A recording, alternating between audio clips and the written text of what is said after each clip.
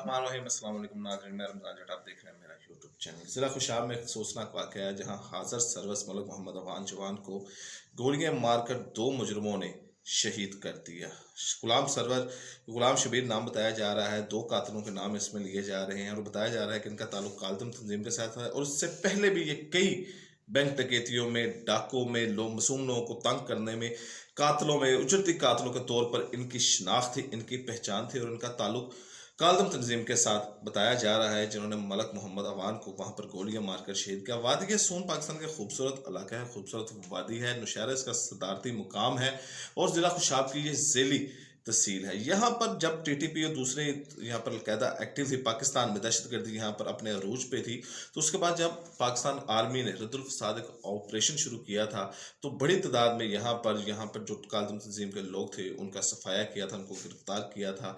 और अभी थोड़ा सा पहले ही यहाँ पर अलकायदा का खुदकुश बमबार भी पकड़ा गया था। क्योंकि ये वादियाँ बड़ी खूबसूरत है, पहाड़ी सिलसिले हैं, तो यहाँ पर भागने में और यहाँ पर छुपने में बड़ी आसानी रहती है। और अब कुछ अर्से से यहाँ पे वादी सोन में ज़िला खुशाब के इलाके से ये खबरें आ रही हैं कि ये जो काल्दम तंजीमें हैं या उनके जो रहनुमा हैं या उनके जो वर्कर हैं वो दोबारा यहाँ पर सर उठा रहे हैं और नेगेटिव एक्टिविटीज़ कर रहे हैं। क्योंकि ज़्यादा सिक्योरिटी फोर्सेस की वहाँ पर रसाई नहीं होती, पहाड़ी इलाके होते हैं, तो ये पहाड़ों को बड़ी अच्छी तरह जानते हैं, इसलिए वहाँ पर इनका छुपना और कार्रवाई करना बड़ा आसान होता है। और इनका हदफ जो होता है वहाँ के मासूम लोग होते हैं, शरीफ लोग होते हैं, जिनको ये थ्रेट करते हैं, ब्लैकमेल करते हैं और अपनी जो कार्रवाइयाँ होती हैं, इसी वजह से जो लोग वहाँ पर मासूम होते हैं वो इनके खिलाफ बोलते भी नहीं, इनके खिलाफ इत्तला भी नहीं देते, इनके खिलाफ मुखबिर भी नहीं करते। तो ये बड़ी दीदा दलेरी के साथ घूमते रहते हैं, अपनी कार्रवाइयाँ करते रहते हैं। और अब इनका हौसला इतना मर गया कि उन्होंने हाजिर सर्विस जवान मलक मोहम्मद अवान को दिन दिहाड़े गोलियां मारकर शहीद कर दिया।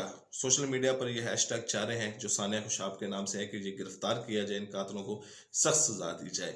अब दूसरा जो वाकया, बड़ा वाकया सोशल मीडिया पर वायरल हुआ है वो है ज़ाहिर जाफर का, कि जिसको एक व्हील चेयर पर बिठा के लाया गया है और अदालत में आके वो और फोल बातें करता रहा है और दूसरे लफ्जों में पागल होने की वो एक्टिंग करता रहा है। और कानून जानने वाले बड़ी अच्छी तरह जानते हैं कि मुजरम जो है वो इस तरह की प्ली लेते हैं कि जिसकी हालत ठीक नहीं है, ये बीमार है, इसको हॉस्पिटल में जाने दे। जैसे शाहजैन भुगटी केस में हुआ कि बाद में पता चला कि जिसने दिन दिहाड़े कत्ल किया था वो 1-2 सालों से हस्पताल में इंजॉय कर रहा है। तो यही ज़ाहिर जाफर के केस में नज़र आ रहा है, क्योंकि ना वकील सफाई वहाँ पर अपने दलाइल दे रहे हैं और ना दूसरे वकील हैं जो इसके खिलाफ सही तरह केस लड़ रहे हैं। पैसा इसमें मुकम्मल तौर पर इन्वॉल्व है। ज़ाहिर जाफर ने एक मासूम लड़की को कत्ल किया और उसका सर तन से जुदा कर दिया और अब उसको पागल साबित करने की कोशिश की जा रही है, ज़हनी मजदूर साबित करने की कोशिश की जा रही है ताकि कानून उसके साथ रैत बरते, वो ये प्ली लें कि ये और यही हर पैसे वाले के केस पे होता हुआ नजर आता है। वो जेल में अपने आप को बीमार या अपने आप को मजदूर साबित करता है और कहता है कि मुझे इलाज की ज़रूरत है। अदालत में एक प्ली जाती है कि जनाब ये जो मेरा मुजरम है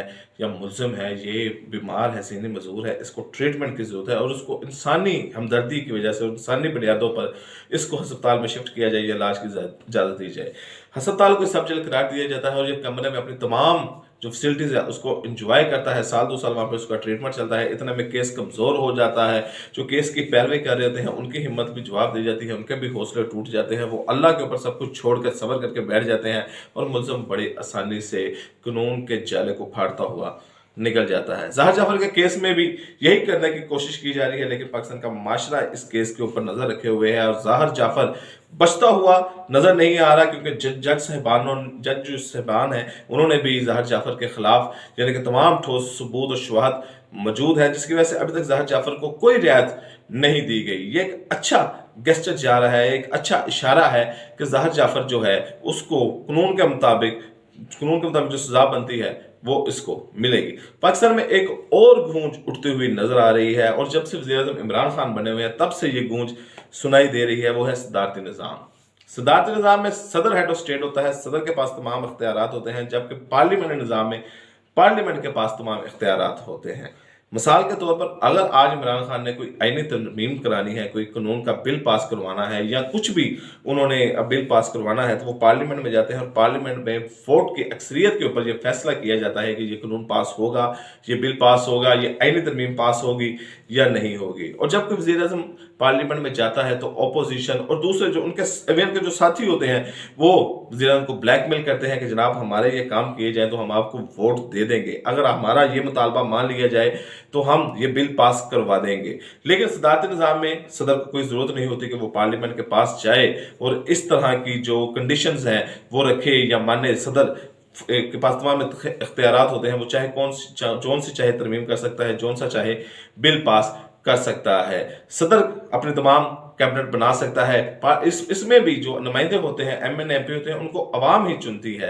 लेकिन सदर को जो डायरेक्ट होता है वो अवाम चुनती है। और पार्लियामेंट के जो नुमाइंदे होते हैं, MN MP होते हैं, वो भी वोट की बुनियाद पर आते हैं, पार्लियामेंट में आते हैं, लेकिन उनके जो इख्तियारात होते हैं वो बड़े महदूद होते हैं। यहाँ पे एक सवाल उठता है, तो क्या सदर का मुहासबा नहीं किया जा सकता? सदर जो मर्जी कर दे, सदर का मुल्क को भेज दे, अगर सदर मुल्क के साथ गद्दारी कर दे या ऐसी कोई पॉलिसीज हो, तो फिर पार्लियामेंट 2/3 अक्सरियत से सदर को नॉन कॉन्फिडेंस वोट दे सकती है। सदर के ऊपर वो 2/3 अक्सरियत पार्लियामेंट की अगर हो जाए तो सदर को उतार भी सकती है, सदर के ऊपर अदम एतमाद भी ला सकती है और सदर को घर भी भेज सकती है। लेकिन 2/3 अक्सरियत का मिलना ये थोड़ा सा मुश्किल होता है। कई ममालिक हैं इस वक्त दुनिया में जो सदारती निज़ाम के साथ चल रहे हैं, और कई ममालिक हैं इस दुनिया में जो सदर और वज़ीर-ए-आज़म के निज़ाम के साथ चल रहे हैं। हमारे मुल्क में, हमारे पाकिस्तान में सिर्फ पार्लियामेंट के पास इख्तियारात हैं, वज़ीर-ए-आज़म के पास इख्तियारात हैं, सदर के पास इख्तियारात इतने ज़्यादा नहीं हैं।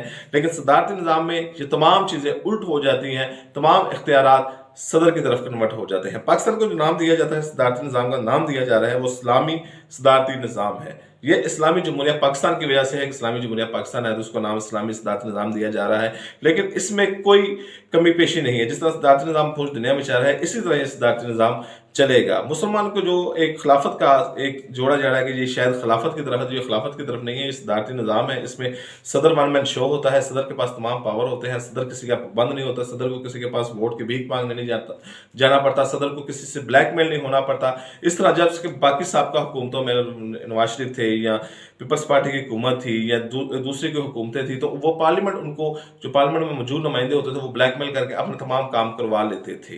लेकिन अब अगर सदारती निज़ाम पाकिस्तान में आ जाता है तो ये किसी हद तक ये काम खत्म हो जाएगा कि सदारती निज़ाम जो होगा वो, लेकिन जैसा सदर परवेज़ मुशर्रफ, अयूब खान के दौर से ये बातें चल रही हैं, अयूब खान आए, उसके बाद ज़ियाउल हक आए, उसके बाद सदर परवेज़ मुशर्रफ आए, तो ये एक सदारती निज़ाम की एक छोटी सी शक्ल थी। लेकिन अगर अब जमहूरियत में सदारती निज़ाम आता है तो इसके में क्या सिचुएशन होगी। लेकिन अब जो गूंज नजर आ रही है इसमें शिद्दत पहले से बहुत ज्यादा है, और हो सकता है कि पाकिस्तान में आने वाला जो निज़ाम हो वो सदारती निज़ाम ही हो। इजाज़त दीजिए, अल्लाह हाफिज़।